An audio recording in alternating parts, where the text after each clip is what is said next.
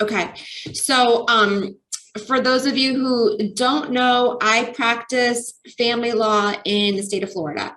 So if you're here for, I don't give legal advice on these webinars, but I give guidance, tips. I consider it a little bit of coaching in the realm of marital and family law matters. So if you're here for that, just know that A, it's not legal advice, and B, the things that I'm going to be discussing are specifically related to legal issues that come up in Florida, but a lot of this can also be used just as a guideline. So if you're, do we have any people that are out of state, out of Florida? Okay. So today's webinar is going to be on the topic of father's rights. And I really love this topic. I love this issue. I work with a lot of fathers. I work with dads that are dealing with divorce and then obviously custody issues in the divorce process. And then I also work with fathers when they're not married. And so that would be known as paternity matters. And those are equally important cases. Those are actually sometimes more complicated cases because there's a lot of misconceptions about fathers' rights when they're not married.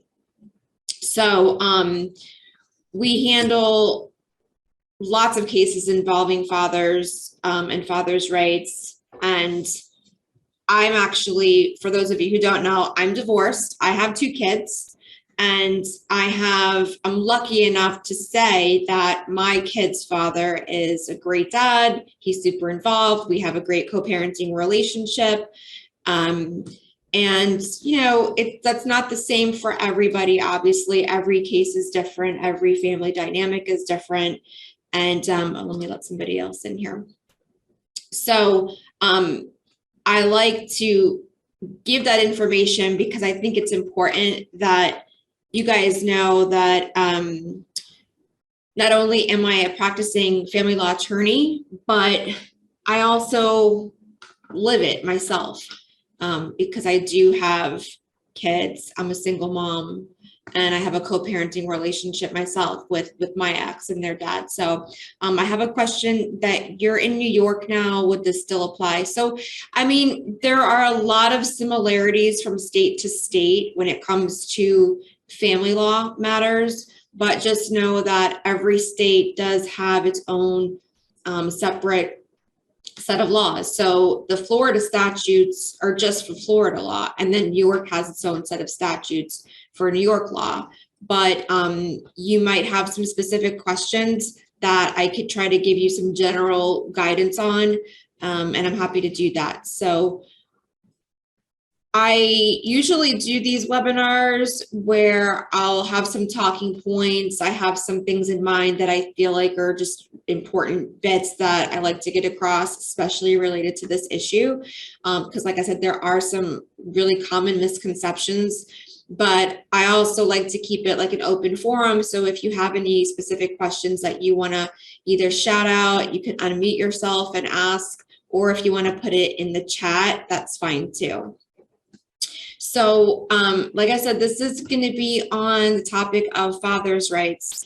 And like I said, it's also whether it's divorce or it's paternity, but I wanted to focus mostly on paternity matters because I feel like that's where it gets a little bit confusing for some people. And there's those misconceptions. So in Florida, again, this is just Florida. It may be different in different states, but in Florida, when you have a situation that you've had now a child with a man or a woman, you have a child together and you're not married. This is having a child outside of a marriage, they'll call it.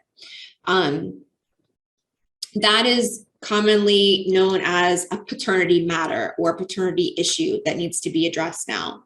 So one thing that's important for, I think, both parties or parents to know is that in Florida, when there's a child born outside of a marriage, the mother is seen in the eyes of the law as the only natural guardian, legal guardian and parent to that child unless and until the court stamps the document that says, okay, Joe is the biological father of this child, and Joe now has certain legal rights to this child. I don't know that I agree with that, but they do that because now you're not in a marriage. When there's a marriage and there's a child born to a marriage, there's a presumption that the husband is the child's biological father. There's a presumption for that. So when you have a child that's born outside of a marriage, sorry, let me silence my phone. When you have a child that's born outside of a marriage, there's no husband. So it could be this guy over here, it could be this guy over here. So there is no presumption as to whose child this is, which man is the biological father. So it's important for, I think, especially dads to know and understand that if you have a child with a woman and you're not married, unless you take some proactive measures to get your rights established as that child's father, the mom could really do whatever she wants. She could put the child in whatever school. She doesn't have to call you. She doesn't have to let you see the child. It's not the right thing to do, but she could just withhold the child. She could pick up and move across the country, across the world. And these are really sad situations that I've actually seen in my practice where the dad thinks or kind of assumes that he's got these rights. And then the mom picks up and leaves. And then he's saying, well, she needs to come back. And it doesn't work that way. So it's really important that you are proactive in getting your rights established sooner than later. The other thing is that there's a lot of couples or parents that they think, that they're going to work it out or they're on good terms, and then things just turn rotten and then things change. So just keep that in mind, that it's great to think that it's going to stay being gravy, but things do change. And if the dad doesn't have his rights set out, then that could be a problem. Conversely, for the moms, right, if you have a child with a father or a man and you're outside of a marriage, you are seeing mom as the only natural legal guardian to the child. So you get to make all the decisions. You get to do pretty much whatever you want to do, unless someone's going to take that action to establish the rights. I get asked a lot of times, can I move? Can I relocate? In a paternity case, if there hasn't been a legal action filed, the answer is yes. You can pick up and move. Once that filing has been started with the court system, then you need to take the proper actions to do the relocation and take those measures. But that's a really common misconception that dads think, oh, and I want to point out, even if the dad is on the birth certificate, even if the child has the father's last name, it doesn't matter. I get asked these questions a lot. So this is why I'm just starting out with this. So just know that even if you have those things lined up or that's already been in place, that's great. But you need to have the paternity action filed with the court. And you ultimately are getting the court to sign a final judgment that says Joe is the biological father to this child. So within the context of paternity matters, again, what you're asking for in these paternity matters is to establish paternity, meaning who is the father. And another common question that I get asked is, do we have to do a DNA test? The answer is no. If the parents agree that Joe, I'm just using that name, I hope there's no Joes here. If the parents agree that he is the father and you want to enter into an agreed final judgment that says he is in fact the biological father, you can do that and you can skip over the DNA testing process. The DNA testing process has to be done If you have a parent that's saying, I don't really know, maybe I am, maybe I'm not, maybe he is, maybe he's not. There's a possibility it could be somebody else's child. And in that situation, you do want to have the DNA testing done. That's a really sad situation to start going through the process of establishing a parenting plan and timeshare, having a relationship, paying child support, and then finding out that's not the biological father. So the other important thing is, don't just go and do like a home DNA test. Those are not going to work in court. People can do it. I've had clients that do that just for their own peace of mind.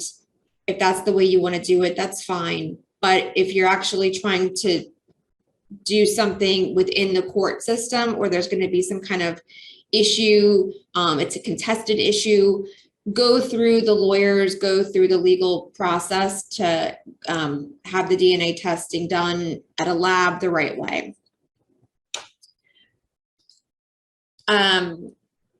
On the issue of DNA testing, one issue that has come up several times in my practice is, what if you want to test DNA and paternity while the mother's pregnant? You can do that. So now, and I'm not a medical doctor, but they have new procedures now that are less invasive so that they don't have to use the needle going into the belly to do that procedure, which is a little bit more invasive and sometimes dangerous. Now it's a blood test. So dads can have the DNA test done even when the mother's still just pregnant. In that same line, you can start the paternity process in the legal system. You can file that action when mom is pregnant. You don't have to wait for the child to be born. And again, I think as a practicing attorney, having seen, some of the worst types of situations that are kind of tragic, the sooner you do this, the better. Are there any questions so far? I always have so much to say on this topic.